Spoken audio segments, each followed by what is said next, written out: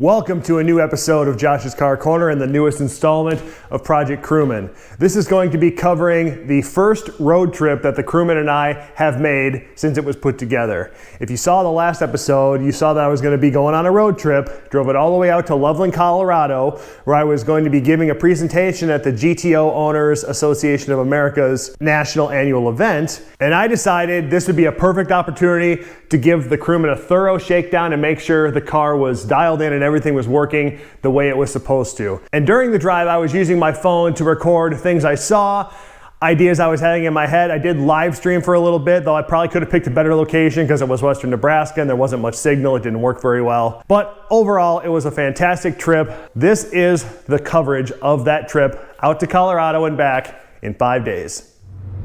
All right, welcome to the fourth installment of Road Trip. It has been a long time since I've done one of these. I think 2017 was the last one. Excited about this one though, because this is gonna be the first road trip in the Crewman. And I just got my dog off at my parents' and I'm hitting the road. Pretty simple goals in mind. The goal is to make Des Moines tonight and just take it easy today. Tomorrow's gonna be the longer slog. That's gonna be probably about 9 hours of driving and it's gonna be all freeway. So it'll be mostly boring. At least today I get to do a little bit of state highway driving, a little bit of twists and turns, something to keep my mind on something other than just straight lines and nothingness.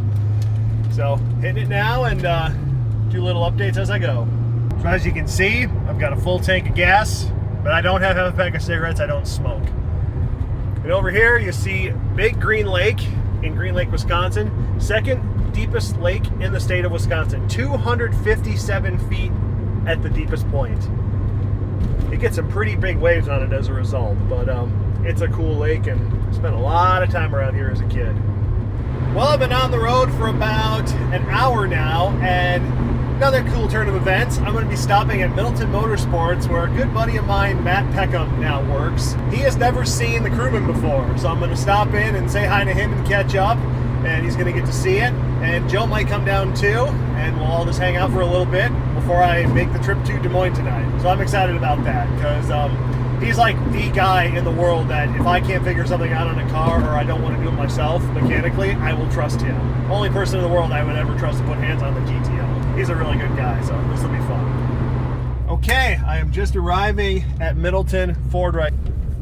This is also unusual for a Ford dealership because they have their own motorsports department, and that's where my buddy Matt works. So let's see what a bunch of Ford guys think about a Holden Ute. The word's out, all the Ford guys have heard about it now.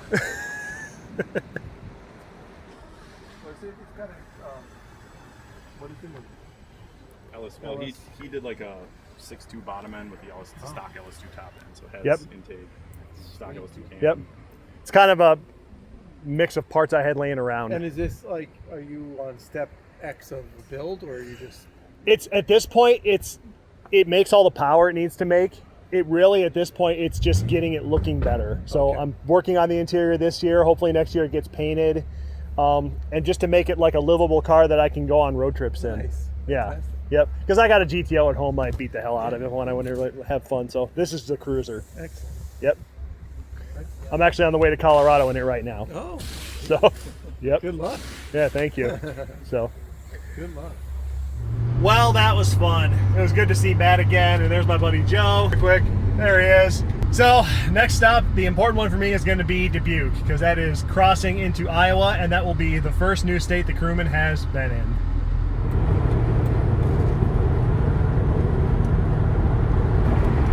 Here she is, the mighty Mississippi River. Not as wide here as in other places, but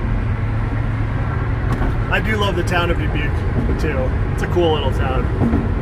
Used to be a hub of manufacturing and milling and all kinds of stuff.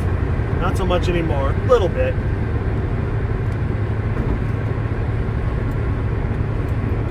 And that is it. Welcome to Iowa. All right, now that that's done, on to the Culvers. Time for dinner. Okay, it's a big moment. Time to put the first new state on the map. There we go. All right. So there we go. Second state on the map. So one of the interesting things about driving the Crewman is trying to keep up with the fuel gauge, because it's always all over the place once you get below half a tank, and I'll explain why. So it's got a saddle tank, right? But instead of having pumps on both sides and level sensors on both sides, what it has a vacuum hose that lays on the other side of the saddle that is not as deep as the first part. So what'll happen is the fuel will slosh over to the shallow side, and then the vacuum pump has to suck it back up, and then the gauge will go down and then come back up. And every time I turn left, it'll go up, and every time I turn right, it'll go down and then come back up. So when I started driving away from dinner, I had a 60-mile range. Now I'm back up to 110. And I'm about to go around a right-hand corner up here, and I'm sure it's gonna go back down to God knows what, and then work its way back up. So that's pretty funny, but what can you do? It's the way it was designed. Okay, I'm gonna be making my first fuel stop at one of the funniest town names I've ever seen. What cheer? Every time I drive by that, it makes me laugh. I don't know why. So let's see how far we went on this tank. Okay, not quite 350, 336. I would have gone 350 if I were willing to push it, but I'm just not. It's gonna make it difficult to get there in 3 tanks, but we're gonna fuel up anyway. All right, I got to my hotel in Des Moines.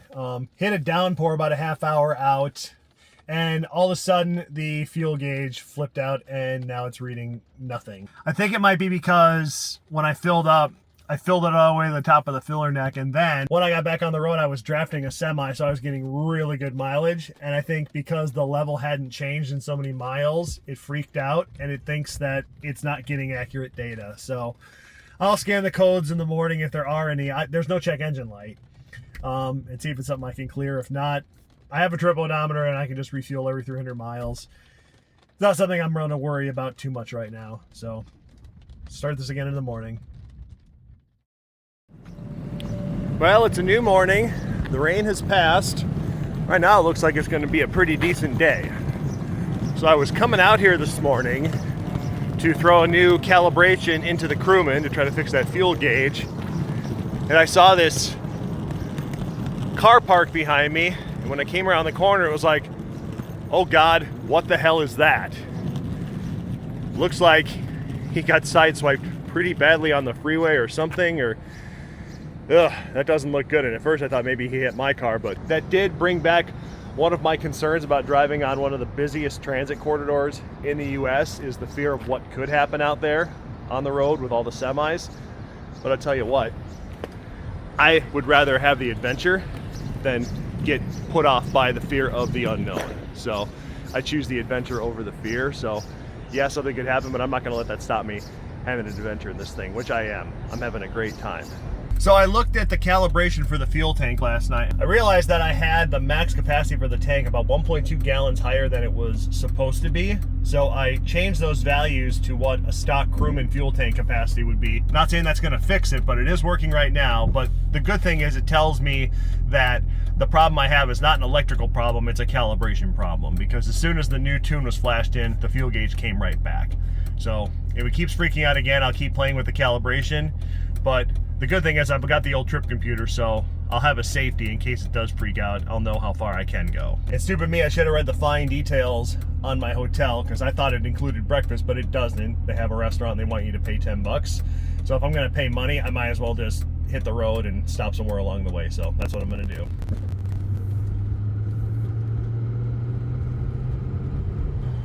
All right, well, I just stopped for breakfast at a Quick Star, which, by the way, is exactly the same as Quick Trip. On the inside and out, they even, at the end when you are walking away after you pay, they even say, see you next time. Just like Quick Trip, it's all the same. Okay, I have been on the road for about 45 minutes since breakfast. I think it might finally be starting to work because it is slowly starting to drop. The range has finally stopped playing around at 390, 400, and it's going down to 340. And it's getting close to 3/4 of a tank, so I really just freaked the hell out of it, and it's finally recovering because I overfilled the tank last night. I don't know, but if it starts working, I will feel much happier about all of this, because I was prepared to start doing fuel averages and figuring out how far I can safely go on a tank, but if it starts working again, that's a bonus. Right now I am on I-880. It's a bypass around Council Bluffs, and I'm not sure why you need it because there is nobody on this road. I am kind of amazed how green Iowa is. I mean, I know they grow a lot of corn, and I have seen a lot of corn. That is true. They are definitely an energy provider for the ethanol, but then I've been seeing windmills all over the place too, so that's pretty cool. I guess they're the green energy state. I don't even know why you need a bypass, to be honest, because there's no traffic, but I'm about 5 miles from Nebraska and ready for another state on the rear window.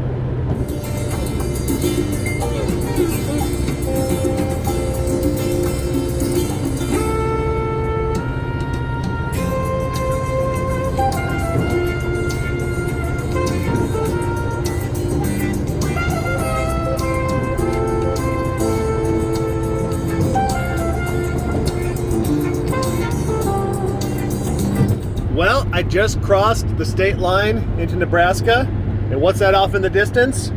It's Omaha! Omaha! Omaha! Omaha! So this is the 680 bypass around the Omaha. Omaha! Omaha! I think I'm going to be okay on the fuel. It seems to be operating a little more normally. I will keep an eye on it though, and I'm probably going to maintain 70 on this tank, just so when I fill up, I've got a good idea of average and to see how accurate it still is. It's always been accurate at the bottom of the gauge, which is the most important part. So as long as if it's still accurate there, I'll have confidence in using it for the rest of the trip. But if it's not, then I will make a plan B. Okay, I am at the Media Hill westbound rest area, just west of Omaha, and I'm much better prepared to put the state sticker on this time. So get that there. Perfect, first try. All right, now I just got to get all the way across that to get to there. Time to hit the road. All right, well, I never thought this road trip in this video would all be about the perils of a fuel gauge not working, but here we go. So unfortunately, as you can see, I've gone 293 miles on this tank and it still says I have just under half a tank, which can't even be true. Good thing is I've got that value right there, the total gallons used when I ran through the first tank, and when I had about 20 miles to go, is that I had burned through 15 and a half gallons. So for safety measures, I'm going to go off of that, and once I get around 14 and a half, 15 gallons, I'm going to look to stop and then see how much I actually put back in the tank, and then I can use that as a reference to figure out how much fuel I actually have left, because I can't trust the fuel gauge anymore. I don't know what the hell happened to it. It's worked fine for a year, and all of a sudden now it's freaking out. So it's had to be something. But you know what? Of all somethings, that's like one of the least worrisome somethings because I can get around it. Okay, time to make the next fuel stop at a place called Fat Dogs. So I got 342 miles and I'm safely pulling out. I probably could have gone further, but I'm going to be curious how close to 14.8 gallons I refuel the tank up to. This will tell me how accurate this is and how much I can trust it in the future. And good news, when it comes to gallons used, the car is dead nuts accurate. I got it exactly as much as it said I used, and that was with a couple extra squeezes. So that's encouraging. So now I know exactly how much fuel I've got and how far I can go. All right, well, I tried to do my live stream, and unfortunately I was in a bad area. It dropped a couple of times and people didn't stick around, which I don't blame them. So that didn't go as well as I had hoped. But I am high prairie country, so starting to make that slow climb up into the mountains. It happens so slowly you don't even realize it, but definitely starting to see less and less trees and less forest and more grassland. A lot more irrigation too. It'll be nice to finally get there and park and relax for a little bit. So, and I haven't hit the state line of Colorado yet, so I got one more state to put on the back window.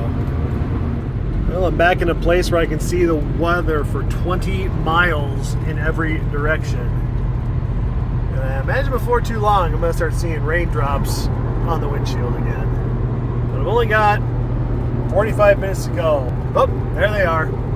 Was I right or was I right? And on another note, mountains. I can see them there just behind the cloud line. They even still have snow on them.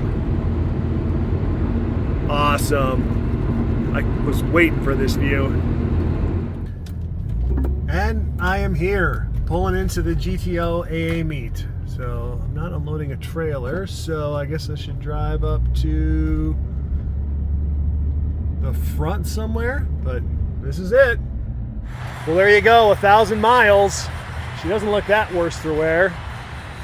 Definitely some brake dust on the front wheels. That's the Hawk pads for you.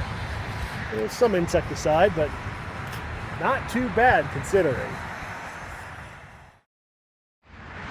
Well, it's Saturday morning here in Loveland, Colorado. I gave my presentation yesterday. It went pretty okay. There was a technical malfunction. My little remote control with the laser pointer didn't work, so I had to kind of improvise and use the laptop to get through it.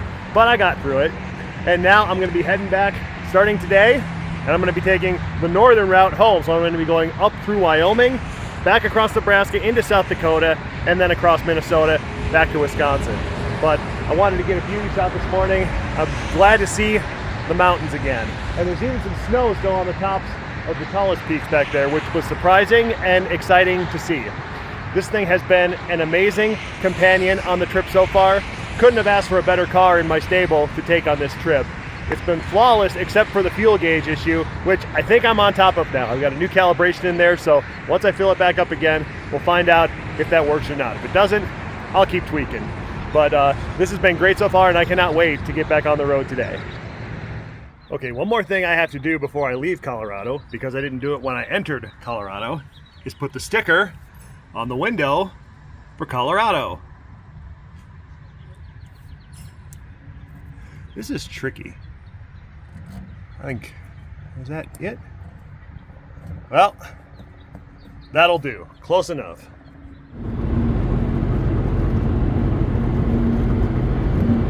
Okay, I just drove past Fort Collins and what I'm assuming was the old Coors Brewery, which is now an Anheuser-Busch brewery. And I'm gonna just say this: if Anheuser-Busch or Coors employs you and it pays for your living and pays for you to support your family and your house and your expenses, great, I'm glad for you.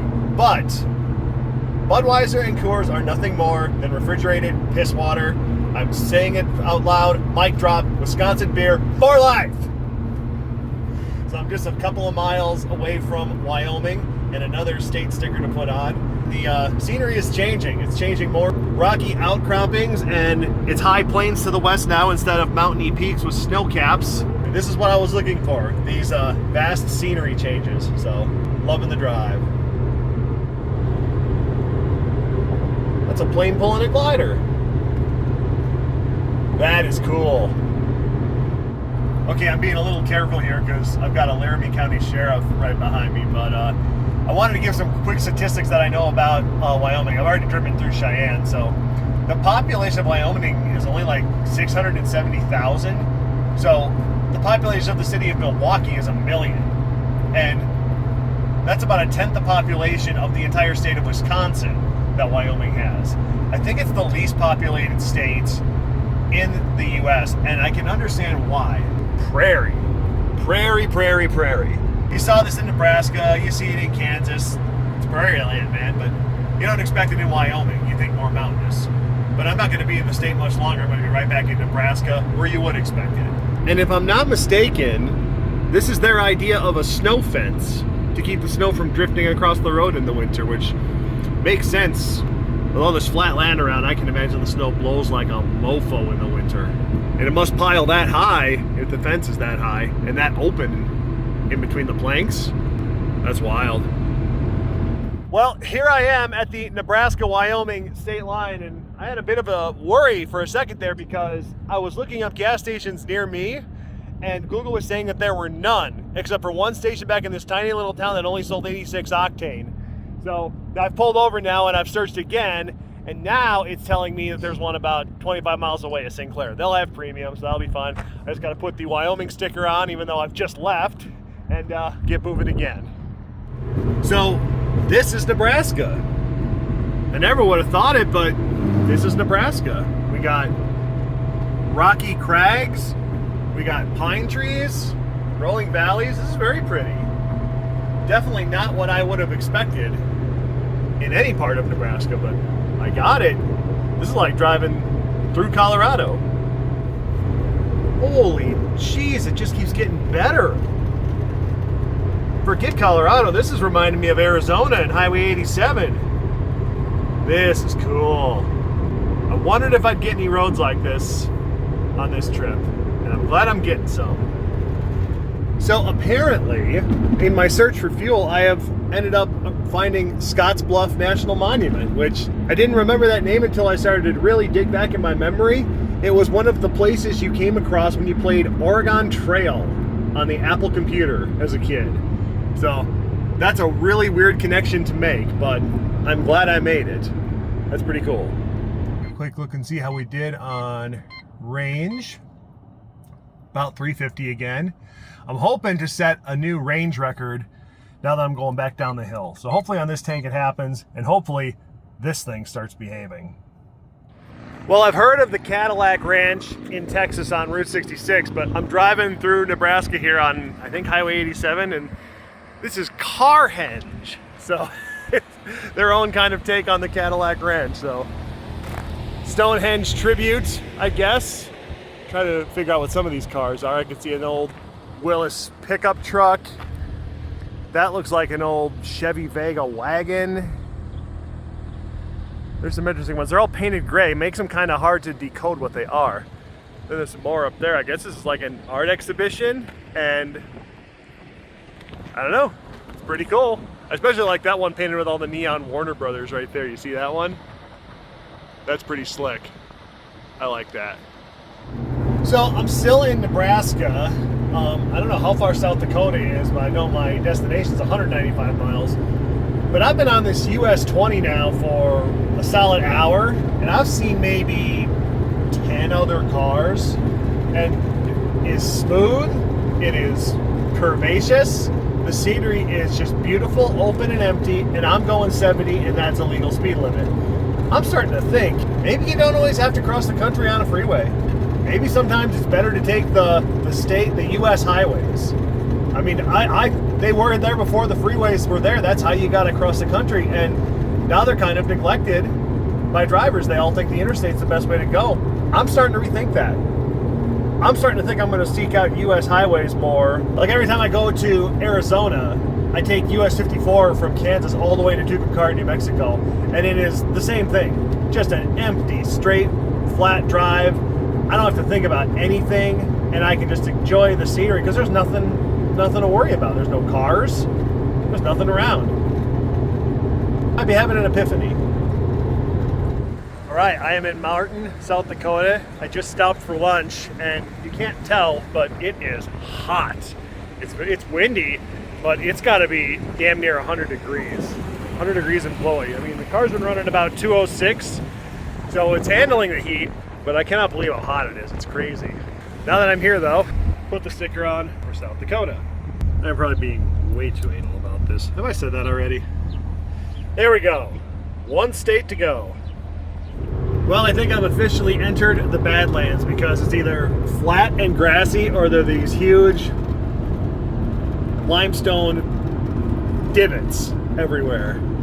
And scenery like this I saw in 1923, that Taylor Sheridan series.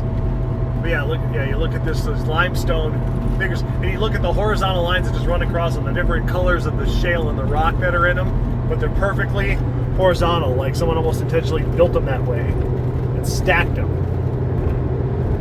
It's very cool to see, and I haven't seen this in 35 years. I think when I was 11 years old, the last time I came through the Badlands as a kid on family vacation. But it is hot. I was climbing a hill back there, and I saw the engine temp get up to 212. So that's not hot enough to concern me just yet, but I'm almost to Interstate 90, and then it's just a straight shot east until I get all the way home. So get on there pretty soon. So I'm not going to stop here because I want to keep moving, but if you ever come this way, this is called 1880 Town coming up here, and apparently they got props and things from Dances with Wolves, which is one of my favorite movies. I kind of want to stop, but it's also after 5, and it's Saturday. They're probably closed, but that's cool that that's here. And the engine's hovering right around 212. It's not getting any lower, it's not getting any higher. So at this point, I just want to get there.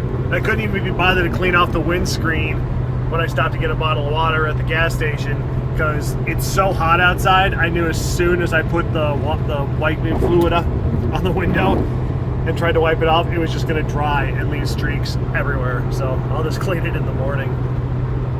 All right, I am coming up on my stop for the night. So I'm going to see the Missouri River again. So on one side of the river, you got the town of, I'm going to say, Waukoma.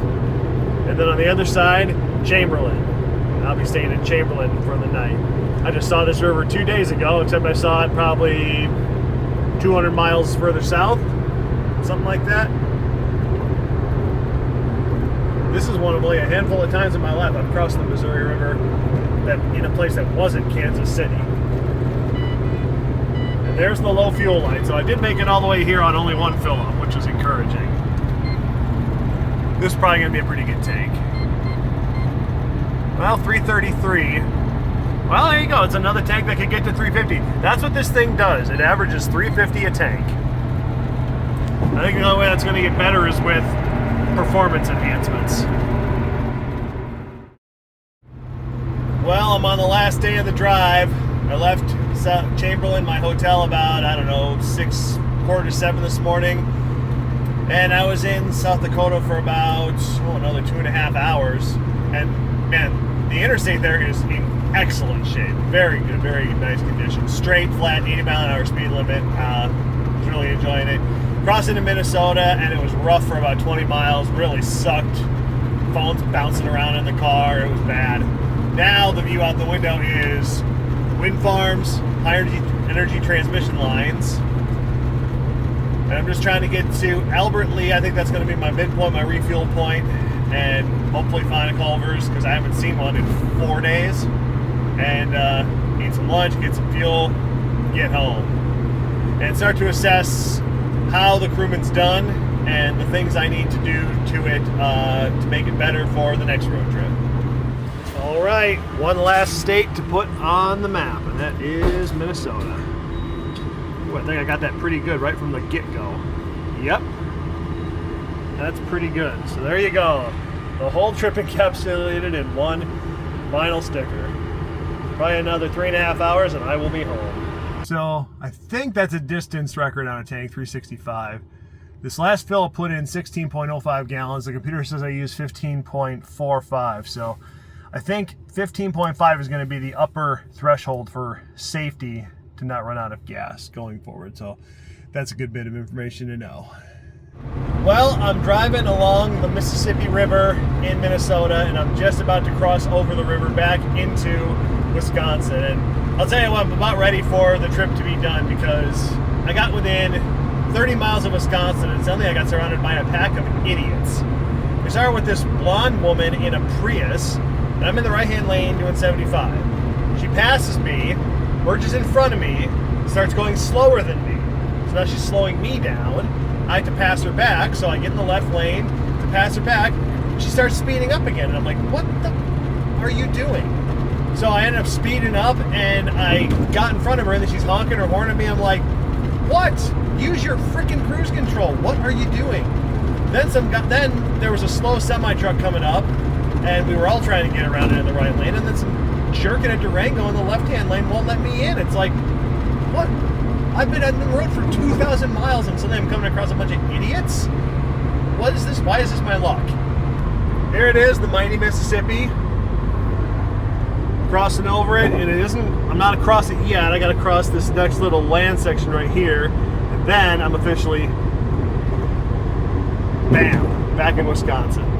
Oh, glad to be home, but I still got 3 hours of driving to do. And now I gotta slow down for even more construction. It's absolutely construction season in Wisconsin. Oh my God, around Appleton. I am not gonna look forward to being around all that again, but it's where I live. What are you gonna do? Oh my God. So 10 hours and 15 minutes later, I am home. The Crewman is definitely committed insecticide. 2,100 miles in 5 days. So after that kind of thrash, I think I can declare that the Crewman is definitely roadworthy. Now there are a couple of things I'm gonna have to work on that have come up from the drive. They're all noises, and none of them are like crucial. They're more just annoyances. So number one, something's rattling behind the cluster bezel. I think it might be that microphone I installed for the stereo. Number two, something rattles inside that door, but it's not the window. And I think the same thing is happening on the passenger side. There's also, it's still too stiff in the front end, but I've got the new springs, so I'll be putting those in very soon. I'll film all that. So just little annoyances. Other than that, the thing was an absolute rock. I think I'm finally getting my head around how to get that fuel gauge calibrated. There's a calibration in it right now that didn't freak the gauge out, but it said from the start that I only had 10 gallons of fuel. So I think I know I'm on the right track to getting it working the correct way. And there's still some minor calibrations I want to do to the transmission shift points, but it's solid. This thing is so solid. And to think that I built it and I just did that crash and nothing major went wrong, that makes me feel really good about my ability to build a car. So that's going to do it for this show. There will be a new episode of Project Crewman soon because I got to fix these things and get it even closer to being as good as it can be for Outback. So thanks for watching, and I'll see you soon.